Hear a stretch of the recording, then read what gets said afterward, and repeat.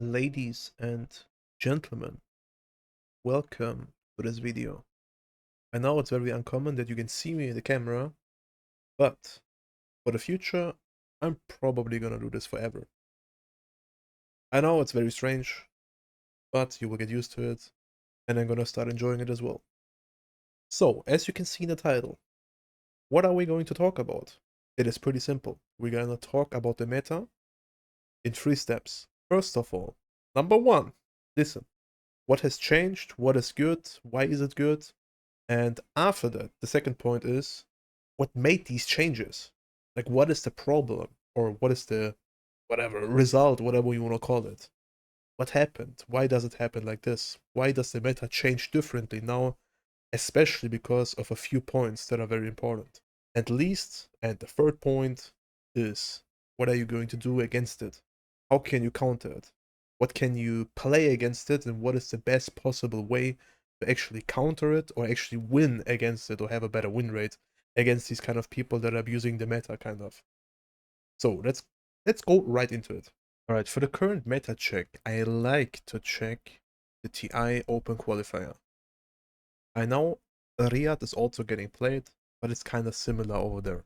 If you're just looking at these kind of heroes that you're seeing right there, all of these kind of heroes have basically three things. Either they are fundamentally very, very strong and kind of broken, or they have a very, very strong team fight, or they have a purpose to counter something.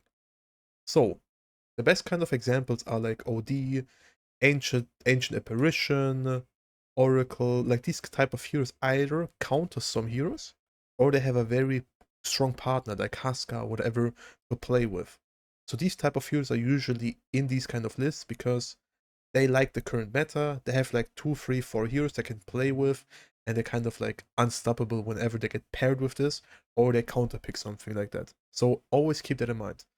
But overall, if I just look at these lists, if I'm just looking at it, it basically tells me one thing. I can remove this right now. It just basically tells me one thing. This list right here is like the top 25 heroes from left to the right side. So look at these heroes. Just think about it like 5 seconds. I'm gonna give you some time. Alright, enough time. That was not 5 seconds, but I don't care. All these heroes are not weak at laning. Literally, not a single hero of this list is a bad laner. Shaman has very strong right click, good spells. Tiny, same. Husk, same. Ango, same. Like, I could count to all of these kind of heroes.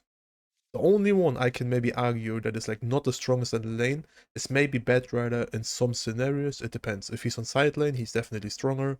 If he's like at mid lane against a Queen of Pain or Lina, he's usually weaker because he's not that strong in a 1v1 with a counter matchup or something. So keep these kind of things in mind.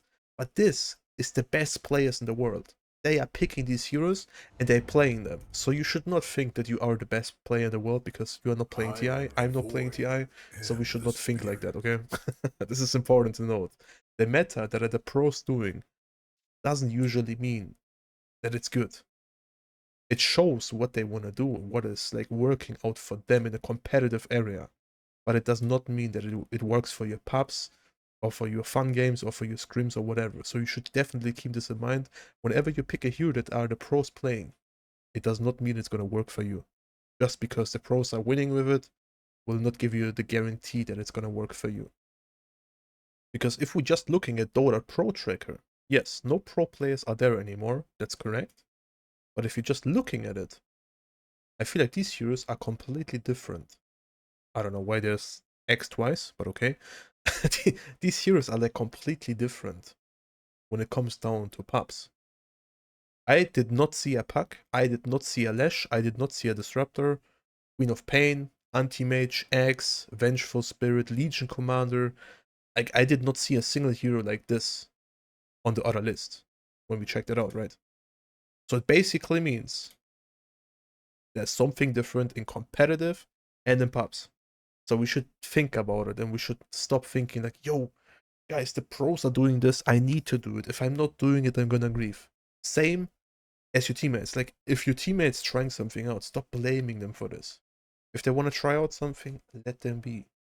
Like, everybody wants to learn, everybody wants to like achieve something new, and everybody wants to get good at some heroes or some scenarios. So please do not think like if nobody is playing the current meta that everybody does, it means he's bad. Just because he's doing something different doesn't mean he's bad or something. It just means he wants to try out something new. Maybe he's bored of the current meta, or he's just like an experimenting person. You never know. For example, myself, I'm also playing random shit heroes every now and then. Like, I will just show it to you 1 second. Like, look at this. I'm losing a bit, sure, but it doesn't really matter. Like, I'm playing, right now I'm playing Slark, I'm playing Axe, I'm playing Underlord, I'm playing Enigma, Daxia. Like, it's not usually my type of heroes, but lately I'm enjoying them, I'm having fun with them, so why not? Just try it out. Nobody's gonna stop you, and nobody will tell you what the pros do, because usually people that playing casually will not look at the pros like high rank players, for example. So stop taking it too serious and just chill, do your thing, and you will have success, my man. Trust. Alright, what changes the meta? The answer is simple. Of course, the patches, but also the point that people cannot watch pro player pubs anymore. If you're clicking on the watch tab and you're trying to watch some pro players playing some pubs, it does not work anymore. Even I can't see what people are playing. You maybe see like one person that is playing a hero, but that's it. Other than that, everything is lost. So people are basically looking into the patches, and I can tell you one thing: the hero changes don't really matter that much. Maybe some changes are like very, very big, but most of them, let's say 90% of them, don't really matter, because people try out heroes, people will get a feeling about a hero, and then they will say, yo, it's bad or it's good. But what is most importantly are these kind of changes here. For example, the Tormentor changes. Instead of 15 minutes, it spawns on 20. The Tormentor is weaker. Roshan got buffed. Perron changes. That basically means the map is different. These kind of changes are currently making basically the meta, because out of statistics, there is nothing to use anymore. Dota Pro tracker is down. Dota buff doesn't work. Like, nothing works anymore where you can copy very, very good players. Like, nobody cares about like 7k MMR players. What? Nobody watches them anyway, because they are not good enough to like give you an idea what is good.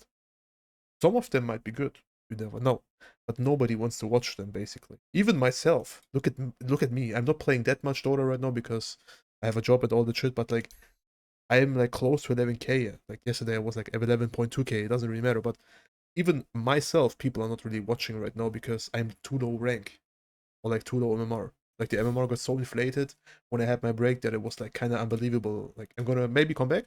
Don't worry. Hands up. If you want to make sure to watch me, check out my Twitch. The link is in the description, by the way. But like overall, people don't really care about these pro tracker or websites anymore where statistics are shown, because nobody thinks these people are good enough. So people will just like try out themselves. They will look at patches and they will look at map changes, insane hero buffs, and all that stuff. But I'm gonna show you like the most important part actually, that is like changing Dota quite a lot. So we're just gonna go here, and I'm gonna tell you, I'm just gonna show you two camps. That's it. So look at these camps, then look at me, then look at these camps, and then you will realize one thing. What happens if your offlaner is losing his lane? Back in the day, he was suffering. He maybe could have farmed the triangle, some heroes like Tidehunter, Axe, or whatever. Sure, they could have farmed it maybe. But other heroes were like kind of broken because they couldn't farm, they lost their lane, and they're kind of fucked. Like right now, whenever the off laner is losing, he's basically just walking the path over there, farming this camp, or like one of them, depends. Walking back here, because the enemies are usually pushing in the wave, getting his experience, getting his farm. And even if the enemies are holding the wave right there, he doesn't care, because if he's level 3 or 4, he can easily jungle it up. The enemy, or like your position 4, can like roam around, do some shit on the map, and you're totally fine. This is like one of the biggest changes in my opinion, why like heroes like Axe, Death Prophet, Kunkka, Bristleback, Doom, like these type of heroes that can easily farm the jungle if they need to. Like, they don't really care about the lane. If they stomp the lane, very good. If they don't, they just back up and go to the jungle. farm it up over there. So these kind of things will change the meta currently, and especially because it's a tanky meta. In my opinion, at some point, heroes that do percentage damage will rise. Like for example, a hero that is like not strong, but also not weak in my opinion, for example, is Necroforce.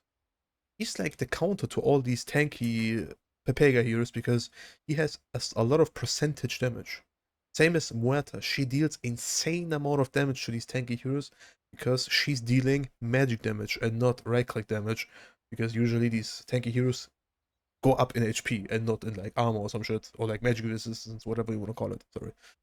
So like overall, these type of heroes will rise at some point. There are like other options as well, but it's up to you to try it out and see how it goes. One more recommendation as well is from items. Whenever you play offlane or position 4 or even middle, think about this item. I typed it wrong, but it doesn't matter. Spirit Vessel. Build it, trust me. Like, if you don't want to build it, just build up the urn, because the urn will already boost your damage by a lot. And if you play against tanky heroes or like heroes that like rely on HP, region, for example, Necroforce, Morphling, all these type of heroes, just vessel them and they're kind of useless. And if they have the Manta or BKB, it doesn't matter. You force them to use it. If they're not using it, they're gonna die. So definitely abuse this kind of shit. Because in the patches, like, items will change. Everything sometimes will change. But it doesn't matter because the fundamentals of everything is the same. You just need to think a little bit ahead or stay in your comfort zone and find new paths to make it work. Alright? Important. Okay, sadly, replays are not working. Why? I have no idea, guys. But we're just gonna look into my game, and I'm gonna try to explain you what I want you to do in order to counter these type of plays, what people are doing usually. We are just imagining this is a Dota 2 map. We are playing the game. I hope you can actually see everything. Yes, you can. Perfect. So, you're playing against the X. He's like laning on this lane. You killed him twice, he's gonna fall back to the jungle. I want you to preempt wards, sentries, and all that shit, so you can see him and easily gank him or kill him again. So if you play against heroes that like to flash farm or that can like go to the jungle, I want you to ward, for example, the tri lane up on level 1. Like just come here, place a ward, then go fight for the rune or whatever you want to do, and go ahead. And if he's falling back before minute 5, you will see what he's doing and you can actually counterplay it. For example, over there, you can even, if you want to, ward up there. It doesn't really matter. Like you can just like walk to this lane, walk over there, place the ward, and then you can go back to your team. It is not like the impossible. It's not like it's impossible to ward it up. You can even sentry it if you want to. If you can guarantee, or like if you think like, yo, we're gonna womp him on this lane. For example, you're playing Draw Ranger Undying against X or something. You will guaranteedly stomp this X. Then make sure to block these camps, or like at least one camp, so he's kinda annoyed and he needs to reward it to like get more farm. These type of plays will win you the game because people cannot handle it. Especially when you have vision, like these kind of type of areas. Same on this side. You just like come here, ward it up there, you can see him on this camp. Or you place a ward in a triangle and you see him farming over there. That's it. You just play against it because people will always fall back to farm. For example, if you play offlane on this lane, you pressure the enemy carry so much out that he needs to farm like here, here, and so on. Just place a ward here, or even back here, so you can see the rotations. Because 99% of the time, he will be in this area, for example, where my marker is right now. But sometimes he farmed everything already, and he will fall back to this area, where my marker is right now. So if you have preemptively warded there, you can already see him and gank him, or like pick him off, or even annoy him so he doesn't farm there. That's all you want to do, basically. That's basically people will always fall back for farm when they have a tough time. So if you remember that and you preemptively doing something against it, you will have way more success. Another point is people are picking tanky heroes. Yes, I know, it's very annoying to play against, like Doom, Bristleback, Sven, these type of heroes. What kind of items or like heroes are good against this? As I said before, percentage damage. That's the reason why Batrider is currently good, Ancient Apparition, Dark Willow because of the like a lot of burst damage right now and a lot of control. Doom is like kind of good because he also has percentage damage plus the Doom to like put it on a hero and like delete him from the game basically. And Necrophos can be good in some situations against like Spectre, Bristleback, all these type of heroes. And like overall, what you want to pick is basically mobile heroes, tanky heroes, or heroes that have a very, very strong laning stage. If you can combine everything, perfect. If nothing on the like if these type of heroes are not fitting yourself, just find something else that works out for you. But you need to remember, people will always copy the pro players, and people will always try to play and copy them. So if you look at pro plays or pro players, or like tournaments or whatever, if you see the heroes that you are losing against all the time, look what the pro player do, like what the pro players do basically. Look at it, but think different about it. What are they doing? Are they punishing him on the laning stage? For example, in the top lane, are they punishing him after minute 10 when he's going to jungle? Are they punishing him in the draft with some counters like Morphling against AA or some shit? Or like what are they doing? And try to think ahead. That's basically all you need to do. Try to think 2 steps ahead instead of one. Or at least try to think like 1 step ahead instead of zero, basically. Just remember one thing. I'm gonna make the cam big for that. Remember one thing.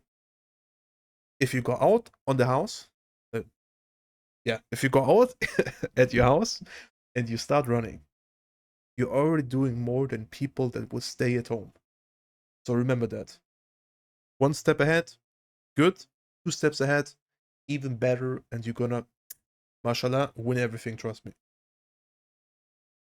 So if you have any questions, feel free to ask in the comments. I hope this kind of video like was helping you a little bit. It's a little bit random by now, but I just wanted to talk about it a little bit because the current meta is very strange and very weird because nobody's like, yo, you need to do this and it will work. No, everybody's doing his own shit.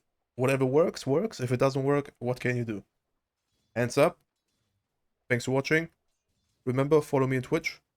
You're gonna see us there every few days. Depends when my internet is good enough. Hashtag Vodafone. And yeah, thanks for watching. Bye bye. We'll see us next video. Peace and bye bye.